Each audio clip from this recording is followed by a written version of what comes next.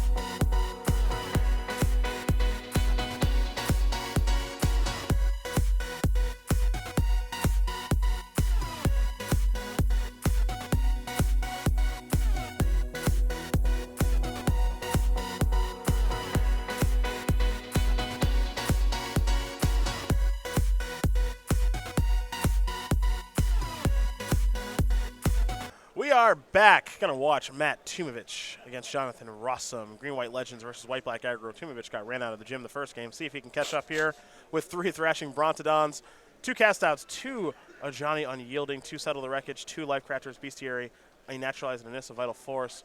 What do we like here, Todd? From his side, I think you have to find a way to make it to the long game. That means trying to slow things down. Settle the Wreckage seems like an obvious inclusion just as a way to buy yourself time.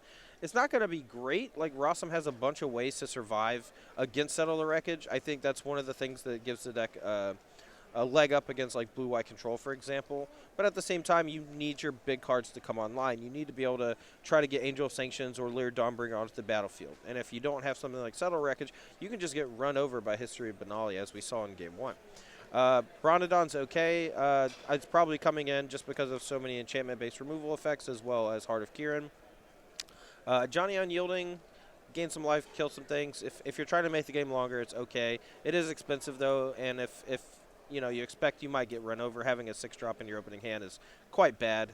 And then Naturalize just being another disenchant effect is probably good enough. We'll take a look at Rossman's 3 Duress, 2 Treasure Map, 2 Doomfall, 2 Golden Demise, 2 Angel of Sanctions, 2 Fumigate, a Fragmentize, and a Settle the Wreckage. Anything standing out there for you? This green-white deck is almost all creatures. I really like Fumigate against decks like that. If you take a look at Matt Tumavich's entire deck, he has no Planeswalkers. So okay. Something like Fumigate is just going to clear the entire battlefield from Tumavich's side. I don't know if you necessarily want to become the control deck because the creatures from Matt Tumavich's side are going to be bigger than yours on average. So slowing down may be a bad thing from Rossum's side. But if you expect the game to go long, sometimes you just need access to a reset button. If he does want to go that direction, cards like Angel of Sanctions, Doomfall, Treasure Map, these are fine inclusions. And since he is green-white, there is a likelihood of white-based enchantment removal, so Fragmentize is probably fine. Well, those are the options there for both players. We'll be underway here in game number 2 in just a moment. But I do want to touch on the StarCityGames.com weekly sale very quickly if we can, because we don't have a lot of time left there at home for you folks to save up to 20% on a couple of modern singles. Modern singles like, I believe Abrupt it's, Decay, and Hallowed Bloodbred Fountain, Elf. and Windswept Heat. There you go. And a whole bunch more. Go to StarCityGames.com/weekly sale. Sale's going to end on Monday, 10:59 a.m. East Coast time. We'll have a new sale for you at 11 a.m. East Coast time. Make sure you are subscribed to the newsletter as well, so you'll get some updates on what our weekly sales are going to be. Answers to Possibility Storm and a whole bunch more. Wait, so it's not just those 4 cards? No, there are more. I always thought it was just the 4 cards. Oh. What? It does say select Yeah, ones. these select 4. We that's selected it. these 4 for you to look Do you at. think we just have a million of these? Yes. Fair enough. Fair enough. World's largest internet Magic retailer. That's true. Largest buyer and seller of Magic of the Gathering cards. As we are underway here, it's a forest from Matt Tumavitch, and here we go over to Rosum with a concealed courtyard. Back to Matt we go. He's got a Plains. He's got a Merfolk Branchwalker. Shall I? Voice of Plenty. You know, there's like one guy on the internet who's just like, challenge accepted. I'm going to beat Star City Games at buying and selling cards. Good luck. And I will be the largest retailer. Hey, got to strive for something. Yeah. Oh, boy. Oh, no. Oh, boy. How many mulligans did we do? Not enough. There's a Fatal Push. Yeesh. Rishkar, Pima Renegade. Well, there's a second land there for Rosum. Lucky. Yeah. He runs so good as he plays a Heart of Kirin. Let's go back over to Tumavitch. Rishkar Pima Renegade, a pretty sweet card in this deck. Allows you to, gain access to a lot of mana quickly. And with so many like big 5-drops and things, it's pretty nice to have. There's Naturalize to take care of the Heart of Kirin as we head back over to Rosum. Rosum will play another copy of Heart of Kirin and pass the turn back. We go back over to Tumavitch.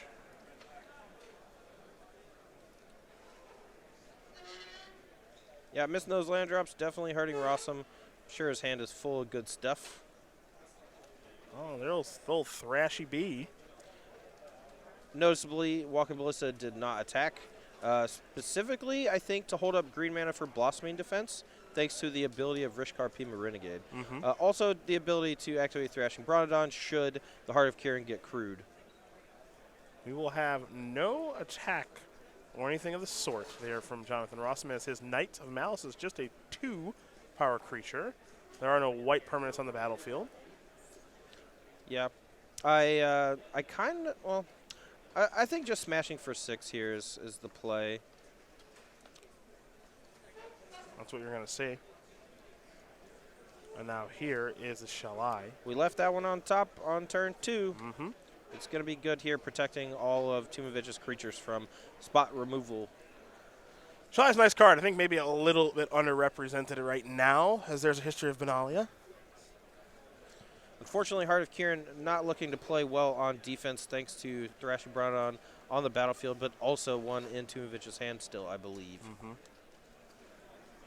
You also see Tumavitch's hand as he has been playing a couple of lands, so he's got all spells over there. Among them, Lear Dawnbringer, but only a single source of white mana at this stage for your Green-White Legends player. Brontodon going to take care of Heart of Kirin. See what else Matt Tumavitch wants to do on this turn, as these games are going pretty quickly here between the two of them. Yeah. Walking Ballista also in hand over there. Yeah, and thanks to the ability of Rishkar, he could just cast Walking Ballista for X equals 2. The 3-power Knight of Malice can first strike Rishkar, so probably not going to want to attack with that one. You also get another creature onto the battlefield with a +1/+1 counter on it, and that can give you up to 6 mana to start using Shall I, Voice of Plenty's alternate ability, which we haven't seen yet, but it's put to good use in this green-white deck. Rosum going to draw a card, get another 2/2 Knight. He's trying to catch back up. He'll attack here for 2. Very reminiscent of Gavany Township. It's always nice to have a 3/4 and give all the things hexproof as we head back over to Matt. Yeah, Hexproof doesn't protect you from Settle the Wreckage here. Rosum, I think if he had a cast out, would have probably main faced it against the Shall I as to prevent the 6 mana put a counter on everything ability, which is particularly good with Walking Ballista. J-Light Ranger. Plains is nice. Cast out, probably fine. Yeah, I like it. All right.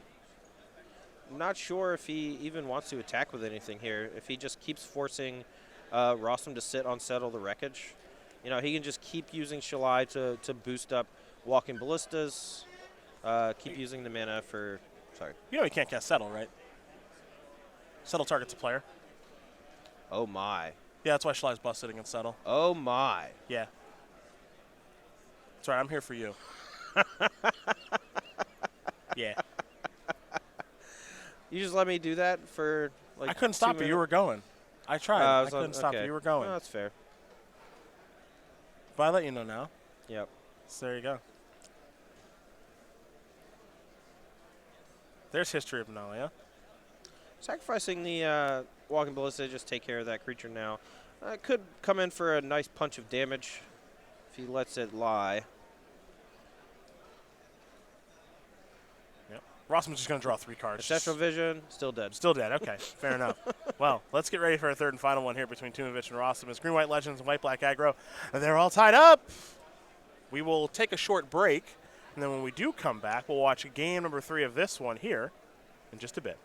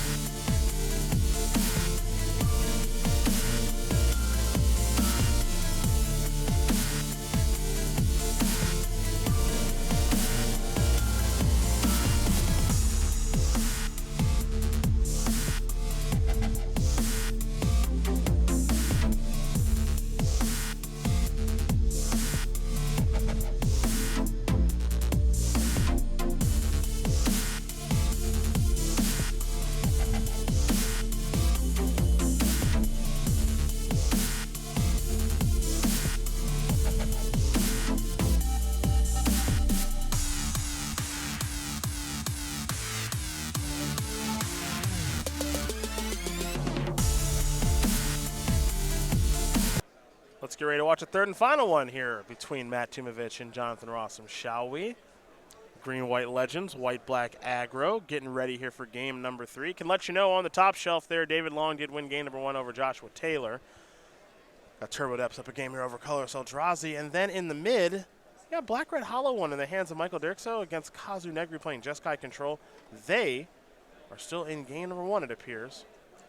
That could actually mean anything. Normally you would think, game's going on pretty long, Jeskai Control probably has it on lock. But a deck like Black-Red Hollow One has all these recurring threats. Flamewake Phoenix, there's not Flamewake Phoenix, is it? It is No, Flamewake Phoenix, yeah. There's so many, there's Rekindling Phoenix the standard, there's 700 other Phoenixes. So Flamewake Phoenix, Bloodghast, 2 cards that kind of invalidate the a lot of the spot removal from these Jeskai Control decks. The Path to Exiles and such are very taxed from Hollow One Gurmag Angler, these larger creatures that don't die to Lightning Bolt. So, in effect, Lightning Bolt's just not very good in this matchup. Weird. Lightning Bolt's just not very good at all. Yeah, it's might be at its worst point in Modern right now. I mean, it's not great. It was probably his worst point during, like, Death Shadow era. But, I mean, you have humans, you have Affinity, Elves. Like, there are a good number of matchups where Bolt is good.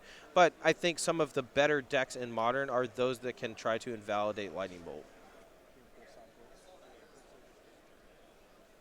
Looks like Michael Derczo did win game number 1 there against Kazu Negri. So as you mentioned, even though it was going long, Nice. may have been the problematic Bloodghast or Flamewake Phoenix or both that were able to take down Kazu Negri. Or neither. Yeah, true. True. Also, Faithless Looting gives you a lot of staying power too, which is pretty nice.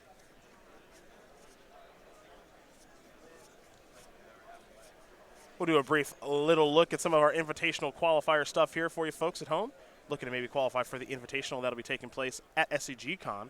Got $1,000 for the top 8 invitational qualifications, SCG points, top 8 playmat, top 8 pin, registration tokens as well.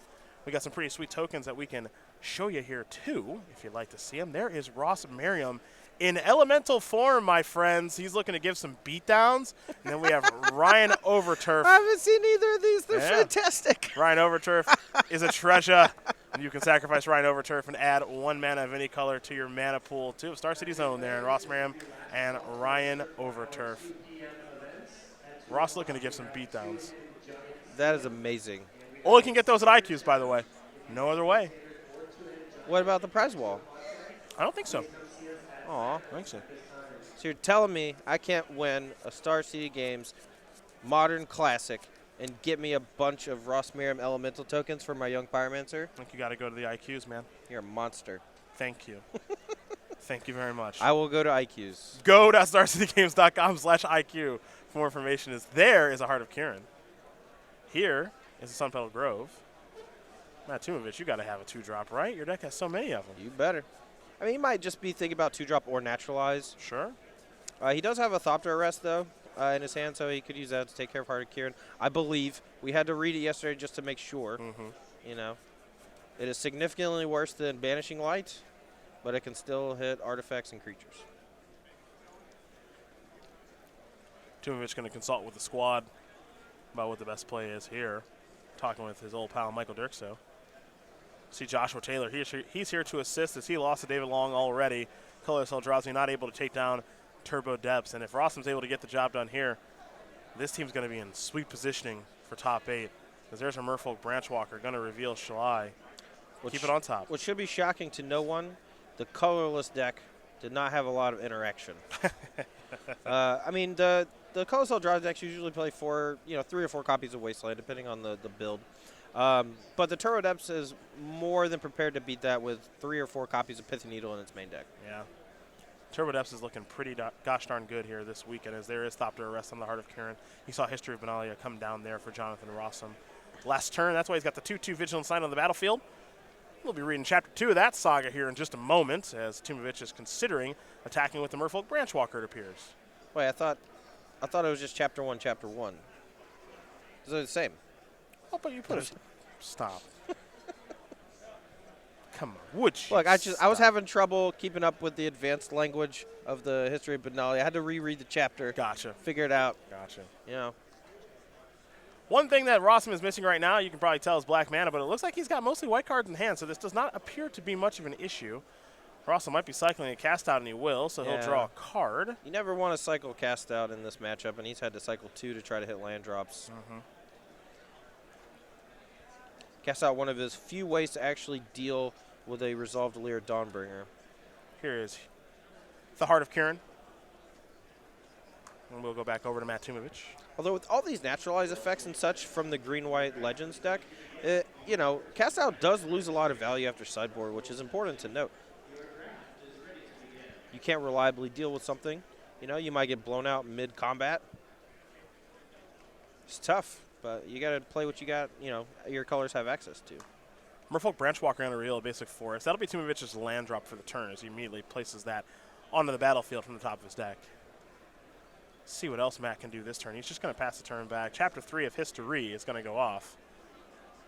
And now those Knights are going to be 4/3s with Vigilance that can do some attacking here. Might have some interest in crewing up Heart of Kieran as well. We'll see what Rosum wants to do as he's drawing his card for the turn. So 2 mana Rotting on Tumavitch's side, right? You kind of have to assume after he paused so long on turn 2 that he has a Naturalize. Yep, and he does have one. Attacking with the Knights, make sure that you don't do 0 damage for the attack that turn. Rosum finally found a black source of mana there in Concealed Courtyard. Unfortunately for Jonathan, it's going to enter the battlefield tap. He'll trade with Merfolk Branchwalker there. We'll see what's going to come down here for Tumavitch now as he plays a Forest, and he'll play Shalai with a mana open, potentially for the card Blossoming Defense. Perhaps. I think it's just a product of missing land drops on curve to cast the stuff he wanted to cast. Mostly, hitting the 4th land off of Branchwalker and then drawing his 5th land for the turn. I don't actually think Blossoming Defense is that good in this matchup. Things like Cast Out, you can deal with those more easily with Disenchant effects, and the Disenchant effects have more value overall just because they're able to target Heart of Kieran as well. There's Karn. Let's plus it. Up to 6 loyalty. I'm going to give Rosum a Swamp. Rosum really wanted his 4th land to enter the battlefield untapped. He was sitting on Cast Out Karn, a number of other things. They just couldn't cast with that 3 mana. If that Concealed Courtyard had been an isolated chapel, it would have been perfect. Unfortunately, he is a turn behind now because he missed a big turn 4 or 5. I do think John may have missed a land drop last turn, though, right? Courtyard came into play tapped. Yeah, he just didn't play. He just didn't play the swamp. Yeah, I think he may have been moving a little too quick there. Yep, maybe a little mistake. May hinder his ability to play multiple spells in a turn now, too. We'll see if that comes back to hurt him or not, as Karn's going to fall down to 3. Rosum will draw. Picked up another copy of Concealed Courtyard. He'll plus. Karn will go under. There's an isolated chapel.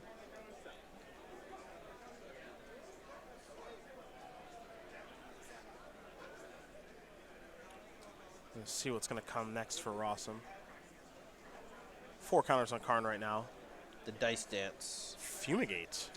We saw that one coming out the sideboard, and 3 decent-sized creatures getting swept up.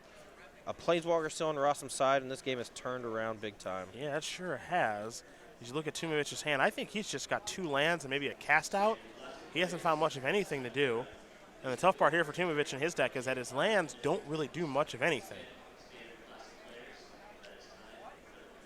Just for clarity's sake, Sure. I wanted to point out that Tumavitch's deck list is actually a bit different from the version that won the Magic Online PTQ last weekend. That version of the deck had 3 or 4 Karn Sign of Urza in it. It also had Treasure Map as a way to make the Karn tokens bigger, as well as have a bit of longevity, as well as scrying to help you find the right cards over time.